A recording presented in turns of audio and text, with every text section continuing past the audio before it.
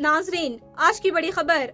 भारत के नायब सदर यानी वाइस प्रेसिडेंट जगदीप धनखड़ ने अपने ओहदे से अचानक इस्तीफा दे दिया है। इन्होंने प्रेसिडेंट द्रौपदी मुर्मू को अपना इस्तीफा भेजते हुए कहा है कि वो सेहत की खराबी के बाद फौरी तौर पर अपना ओहदा छोड़ रहे हैं।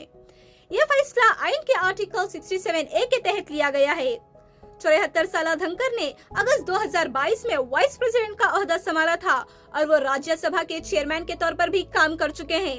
अब जबकि इन्होंने इस्तीफा दे दिया है तो राज्यसभा के डिप्टी चेयरमैन वक्ती तौर पर इनकी जिम्मेदारियां संभालेंगे, जब तक सदर जमहूरिया नए चेयरमैन का ऐलान नहीं कर देते। नाज़रीन, मैं आपको बताती चलूं कि वाइस प्रेसिडेंट का चुनाव एक खास इंतखाबी निजाम के तहत होता है, जिसमें पार्लियामेंट के दोनों हाउसेस के मेंबर्स हिस्सा लेते हैं और खुफिया तरीके से वोटिंग होती है। धनखड़ का इस्तीफा एक अहम वाकया माना जा रहा है। अब सबकी नजरें इस पर हैं कि नए नायब सदर कौन बनेंगे। दूसरी तरफ सियासी माहिरीन धनखड़ की छोटी लेकिन यादगार मुद्दत पर बात कर रहे हैं।